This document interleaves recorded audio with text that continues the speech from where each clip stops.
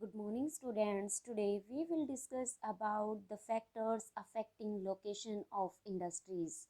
आज जो हमारा टॉपिक रहेगा वो इस बात पर निर्भर करता है कि जब भी हम कोई उद्योग लगाएंगे तो उसको प्रभावित करने वाले कारक कौन से होंगे। तो सबसे पहले हम डिस्कस करेंगे raw material, power, land, transport, labour, capital, market. इन सब का क्या रोल रहता है जब भी कोई इंडस्ट्री लगाई जाती है। मान लो कहीं हम इंडस्ट्री लगाना चाहते हैं तो सबसे पहले हम देखेंगे कि वहाँ पे हमें रॉ मटेरियल अच्छे से मिल रहा है या नहीं। रॉ मटेरियल की सप्लाई वहाँ पे प्रॉपर तरीके से होती है या नहीं। अगर रॉ मटेरियल हमें नहीं मिलेगा तो हमारी इंडस्ट्री वहाँ पर नहीं लगेगी, हम सोचेंगे ही नहीं। उसके बाद हम बात करते हैं पावर की, क्योंकि जब भी कोई इंडस्ट्री हम लगाते हैं तो पावर का जो रोल रहता है वेरी इंपॉर्टेंट होता है। और वहाँ पर अगर हमें इलेक्ट्रिसिटी नहीं मिलती तो हम क्या करेंगे, इंडस्ट्री वहाँ पर नहीं लगाएंगे, पॉसिबल ही नहीं है वहाँ पर इंडस्ट्री लगाना। उसके बाद हम बात करेंगे लैंड की। जहाँ पर भी हम इंडस्ट्री लगाएंगे वहाँ देखेंगे कि जो हमें लैंड मिलेगी वहाँ पर वो सही दामों पर मिल रही है या नहीं मिल रही है, वहाँ पर दाम है वो महंगे हैं। दूसरा हम ये भी देखेंगे कि जहाँ पर हमने इंडस्ट्री लगाने की बात सोची है वहाँ पर डिजास्टर तो नहीं आते, वहाँ पर अर्थक्वेक तो नहीं आते। तो ये चीज़ें भी हम ध्यान में रखेंगे। उसके बाद हम बात करते हैं ट्रांसपोर्ट की। ट्रांसपोर्ट भी इंडस्ट्री लगाने में अपना इम्पोर्टेंट रोल प्ले करता है, क्योंकि मान लो हमने इंडस्ट्री लगा करके कोई माल तैयार किया है लेकिन उसको लाने ले जाने की फैसिलिटी भी वहाँ पर होनी चाहिए, और वहाँ पर अगर ट्रांसपोर्ट फैसिलिटी नहीं है इसका मतलब हमारा इंडस्ट्री लगाना वहाँ पर सही नहीं है।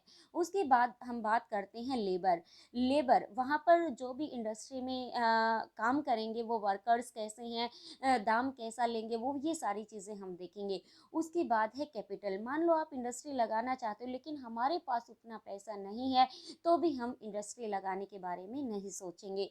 उसके बाद बात आती है मार्केट की। मान लो हमने इंडस्ट्री भी लगा ली, वहाँ पर रॉ मटेरियल भी हमें मिल रहा है, पावर, लैंड, ट्रांसपोर्ट, लेबर सब कुछ मिल रहा है, लेकिन जो भी माल हमने तैयार किया उसको बेचने के लिए हमें कोई बाजार नहीं मिल रहा, तो हमारा वहाँ पर इंडस्ट्री लगाने का कोई फ़ायदा नहीं है। इसलिए जब भी हमने कोई इंडस्ट्री लगानी है तो ये सारी चीज़ें हमें ध्यान में रखनी पड़ेंगी।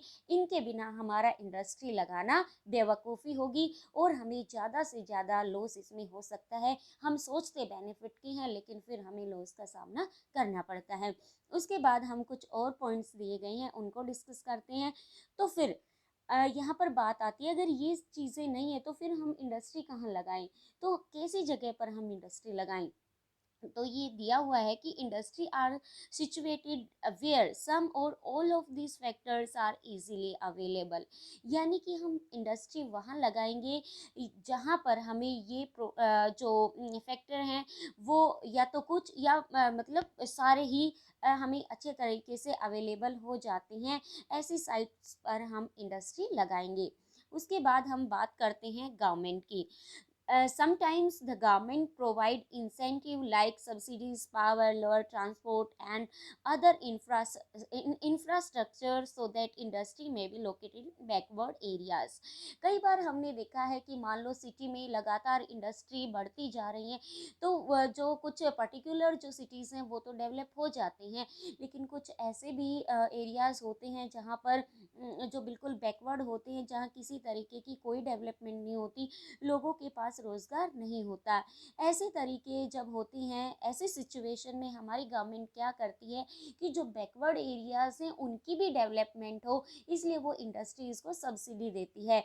जैसे कि वहाँ पर ट्रांसपोर्ट फैसिलिटी देती है या टैक्सेस जो होते हैं उन पे छूट देती है, या कुछ सालों के लिए जो टैक्स होते हैं इंडस्ट्री के ऊपर जो लगते हैं उनको माफ़ कर देती है। इसलिए ऐसा गवर्नमेंट इसलिए करती है ताकि जो बैकवर्ड एरियाज़ हैं अगर वहाँ पर इंडस्ट्री लगाई जाए तो वो एरियाज़ भी जो बैकवर्ड होते हैं वो भी डेवलप हो सकते हैं।